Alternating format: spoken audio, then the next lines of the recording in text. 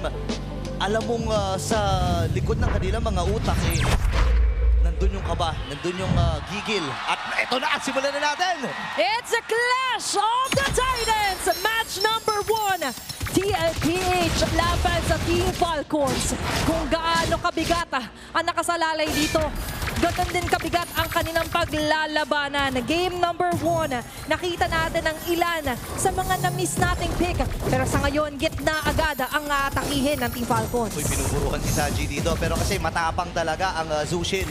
Nakita natin kanina sa statistika na ginagamit talaga sa broken walls itong Zushin na ito. And nararamdaman natin na sobrang naaabuso talaga ni Sanji, no? At ngayon, interesting yung naging take dito ng Team Falcons. As a panel have mentioned, yung liko sa Claude dito ni Super Marco. Somehow, pwede nga ba na maging advantage or not? Kasi he's up against sa Ruby ni Oheb. Fighter gold lane na mas pinili dito ng TLPH. May DPS na rin naman na sila. So, ang goal na lang nila, makakapag-contribute konti ng damage at makapag-sustain. No, kapag mga objective takings. And napakalakas kasi nung ganitong klaseng comp. Lalo na sa mga turtles, di ba? Alam mo naman, sobrang classic nung Yuzhong. Pero classic din yung pagtahi ni Kyle. Pero naiwasan ni Sanji. Kaya lang problema, na-force na din yung flicker, ha? Yep, and that's a huge information para sa Team Falcons. Knowing na in a few seconds magre-respond din ang unang objective na kanilang paglalabanan. Ito yung in-explain na rin natin na very important din yung magiging rotation ng ating mga XP laners. Kaso sa may bandang taas, mas mamaya pa natin matututukan yan kung paano nga ba magiging palagan ni Oheb at Super Marco dahil nandito na agad ang cavalry pinalilibutan ng pagong. Ayan na, nilabas na kaagad yung Black Dragon form na kulay red Pero pumasok si Carlito na nakuha. Yung pagong na iyon, napagamit na rin ng tech charge itong si Ogwen. Gugupo ba sila? Hindi. Pipiliin nila ang katahimikan. Mas maganda yung actually yung ganon na naging take muna ng Team Falcons. Na-eliminate nila yung risk na may maabot agad sa kla committing on the first blood. Dito for TLPH, mas ramdam natin yung intensity ng rotation nila. Even Oheb nag-react pa punta dito sa mid lane natin. Pero JP, ay makakasalubas si Kyle TZ. Ang hapdi ng Tornos na yun Ito, Flap and Sanford. Nagkakatitigan na naman. Andun yung Cha Essence para lang pang sustain. Pero alam mo, mahirap kasi sa pagkakalaban mo yung Alice. Para sa akin, hindi ganun kataas yung damage nito pero napakahirap patayin kapag wala ka talagang instant burst. And sa ganitong klaseng punto, nasa 3 minuto ka pa lang, wala ka pag-expect na instant burst dito And remember, pagdating sa reward, mas madali na siyang gamitin! O yan na, instant kill ang naibigay ng Team Falcons. Kapag si JP kailangan na mag-thought pa-atras. Nabigyan kaagad si Sandy sa pagkakataon na ito. Pero sa may bandang ibaba ata next target nila Ito yung sinasabi ko kanina, Team Falcons, mas calculated yung kanilang gustong i-risk na mga plays. Getting the first blood at kay Sanji pa nila yung nakuha. Very good tactic here for Team Falcons. Kasunod niyan ay gitna clear. Mas ngayon natin pwedeng i-expect na magko-contest ng pangalawang pagong ang Team Falcons. Kaya malakas loob ng Falcons And sinasabi ko to kanina, yung burst. Naka-Zushin sila So continuous damage lang mula doon sa kanyang Lantern's Flare ang kanilang i-expect. And more on utility din kasi itong hero na to Diba? Kailangan mo lang bitbitin, ihahain mo lang sa plato ng yung mga papatay, yung mga cores nyo. So, yun yung magiging tuloy-tuloy na gagawin dito ng TLP. Habang Falcons, iba kasi yung ruta nila dito. May damage sila, may sustain, and may setup din na manggagaling kay Owen na nakita natin kanina pa, di ba? There is beauty in chaos, kumbaga. At ngayon for TLPH, sistematiko. May magluluto. Let him cook. Nandito naman si Sanji. Luto to plato. Pero magiging masarap ba ang panalo? Kasi sa ngayon, katulad nga na-expect natin, mas papalag ang Team Falcon contesting the second turtle of this game. Ganda posisyon, vision para kay Carl TZ. Lalo na ngayon na may war up. Doon yung combo mula sa tech charge. At tuloy-tuloy na pagiging agresibo mula sa Falcons. Pero na-punish out ang dalawa. Kailangan umatras si Pew. Mababa na kanya boy pero may init si Pew. Naku, nagamit din yung flicker. Atrasan ng Team Falcons. Pero Ice Melt Blood, sabi ni Sanji. Atras muna si Flap. Nakakababa na Sanji! yung Beacon. Na maalam din sa kamay ni Sanji. At hindi pa tapos ang pananalasa at ang stampede dito ng TLPH. Inubos ang 4 mula sa Falcons. Ang sabi ko, let him cook, hindi let him eat. Double kill agad dito para kay Sanji. Magandang panimula para sa Cavalry. Ang kati nito kasi nakuha pa nila yung pagong. At eto na, nailabas na yung all-time heroes na rank number 1, Sanford para dito sa Yuzhong. Pagbabalik tanaw, siya na may karapatan na ilabas mo nito sa playoffs. And considering na pag ganito talaga yung stat line mo, kahit nakapikit yata, maganda yung magiging mechanics mo. Pero Flap TZ agad ang patatalsikin nila dito, Burrito. Meanwhile, mukhang basag din ang Torres sa may bandang baba. Kaya na nila ata basagin ito. Kompleto yung mga minions pero pipiliin ng CLPH na mas maging safe. Nandun yung AOG, tinamaan. Pasok din Ay, napunta! Nakakatak with an I'm offended BMI. Naku po! Hindi na makakataka si Super Makmak sa mga naganap Team Liquid Philippines. 7-1 ang score. Ang laking kalamangan nito, ha? And a gold established lead of almost 3,000 as well.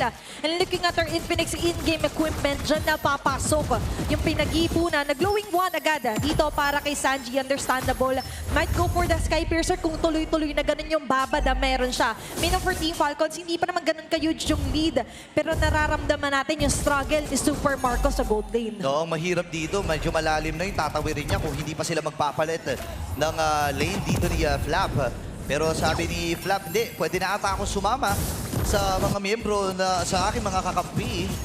Pero sa may bandang itaas, may ginagawa din dito at CLPH. Mas magiging safe ang ruta na ito patungo sa pinakahuling pagong. Pipiliin na ata ng Falcons na hindi na ilaban. Ito yung sinasabi ko kanina, pag broken walls advantage nyo, na kung saan papupuntahin yung pagong. Pero Hoy! ngayon, napilitan gamitin ka din yung tech charge. Ayun na, nabitbit pa yung dalawa. Ngayon naman ay tatamaan din ng AOG. Ay, nabutan! Ogwen! At na maalam din, Flap TC pumasok na. Ngayon naman ay naghahanap din na magiging target dito si Kyle. Kaya lang andun yung door para buong game. Nabitbit na naman si Flap! And this time, si JP ang nakadalawa. Habang tumatrabaho lang si Carl TC sa baba. What a way to capitalize Sanji here. Oh, no. Kahit si Kyle TZ, napakarami mag-dashes. But what can he do when he's up against heroes na sobrang lakas mang poke around? At di lang yun, Burrito. Ang Team Falcons ngayon ay unti-unti na rin nako-corner sa sarili nilang base. Hirap nito, lumabas lalo na naka-Claude ka, no? Kasi kapag ka-Claude doon ang comp mo, dapat maganda ang laning ng Claude, dapat nabibigyan nyo ng magandang farm. Pero with this type of aggression na nanggagaling dito sa TLPH, para pang hindi makahinga itong si Super Makmak. Tama, may conditions kasi para ma-nurture mo ang isang Claude. Ang isa dyan ay clear. Makapag-supercharge, ma-clear niya yung isang buong linya maibigay sa kanya. Meanwhile, for TLPH, kung mag-clear lang ang usapan, huwag niyong bigyan ng spasyo. Kaya naman sobrang constricted dito ni Super Marco. And up until the very end, for TLPH, nagiging ganado rin sila dahil maganda rin yung frontliners sila dito na Yuzong and Gatot Kacha. Oo, alam mo, isa ko sa mahirap dito, nabanggit natin si Super Marco, no? Hirap na rin si Kyle dito dahil nga basag na yung middle turret. It opens up yung orange and purple dito ng TL. At tuloy-tuloy lamang sila nabasag na wala man lang pagpigil dito sa Falcons. Pero mabibigilan pa nila. Sasabog pa ata. Buti na lang Tech charge! Tech charge. Pass na si Black TC. Nagamit yung Throne of Ruins. Ngayon na may nahatak! Oh, wow! Sanji nakakuha na ng kill save with Carl. Kailangan naman ito si Black pero hindi siya makaka-atras sa kamay dito ni Sanford. May mga machong horse pa na nire-recall dito si Sanford. At dire-diretso ang TL. Kahit yung blessing dito sa Torres sa baba ay nakuha na, paputok na agad ng TLPH. Oh, no. Sobrang nagiging solid yung kanilang nagiging formation and initiations. Alongside with that, Burrito, ay nakikita rin natin ngayon yung paghihirap na meron si Flap TZ. Sabi natin mahihirapan siyang mapatay. Pero hindi yun nangyari kasi 5 yung sumusugod sa kanya. Wala, I mean, kung pag-uusapan natin, may mga items na rin kasi. Nakakatatlo na itong si Carl TZ. At tino naman, kayang-kaya niyang suluhin yung Lord. At ang mahirap na parte dito para sa Falcons, kailangan nilang harapin yung Lord at yung mga Mega Minions na kasama niyan. Medyo mahapdi ito. Patatagalin pa. Hala, pinatagal pa nga. Naku po, patatagalin yung paglabas ng Lord. Grabe no, sinasakto nila para later on sa 14 seconds ay napakagandang taktika. High caliber mechanics talaga for TLPH. At dito natin talaga nasusubukan na yung game plan talaga ng TLPH dito is to actually finish off this game as early as possible. Gusto ko lang i-highlight na 10,000 na itong lamang na to. 13-1 ang ating nakikita at Grabe. lalabas pa yan sa mga 10 minutes and 14 or 13 seconds yung Lord. So ang haba ng oras na kinain ng TLPH para mapagsabay-sabay lahat ng lanes na mayroon sila. And imagine, 10-minute game pa lang tayo. Naka-blade armor na rin, by the way, dito si Sanford. Grabe yung prevention dito na meron yung TLPH. And as long as they get the right angles here for Daddy JP, this might be it para sa Team Falcons. May Lord na babase doon sa may bandang baba. Habang ilang mga miyembro ngayon ng Team Falcons ay nag-aantay pa rin na magandang setup para kay Ogwen. Okay, nakakulong. Nandun yung breaker at yung deck charge. Ngayon ng Dragon Form, nagkakalikpakan dito ni Sanford. At nabitbit si Flav, kayang-kayang tunawin ng TLPH. Itong si Flav, 4v5 ang magiging action. Actually, 6v4 to kasi may Lord pa silang kasama sa baba. At ngayon, for TLPH, they're breaking the patterns. They're breaking yung mga curse na itinatalaga. Sinasabi sa kanila, anong odd even? Kasi ngayon, hindi nila i-even out the score. Sila pa yung mas dominating sa laban na to. Naku po, nandun yung AOG! Super Marco at itong si Kylie namatay. Nabuhay na rin naman si Black TC pero sapat pa yung kanilang clear wave. Open, nag-aabang ng ganyan proper timing. Wala pa rin naman siyang tech charge dito. Kompleto pa. Lock tower! Para kunin on game 1. What a fast game! Sa unang laban, sa unang match ng ating playoffs, TLPH, Team Liquid, with a solid stampede laban sa Falcons Nest. Wow! Di ako makapaniwala dun sa aking nakita. Sobrang perfect ng naging execution dito ng Team Liquid Philippines. Alam mong planado, alam mong sigurado sila sa mga bagay na ginagawa nila.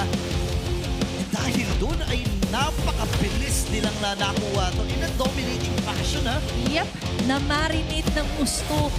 Yung Wow. magandang recipe dito ng TLPH for that game number 1. Nandun lahat ng criteria, nandun lahat ng Infinix Keys to Victory na check off nila. And for our game highlights so far, nakikita talaga natin that Falcons actually tried their best. May magagandang anggulo naman nakita doon si Ogwen. Ang problema, damage ay hindi pa ganun kasapat para sa Falcons. Ang hirap din dito kasi yung crowd control din ang gagaling dito sa TLPH. Napakaganda rin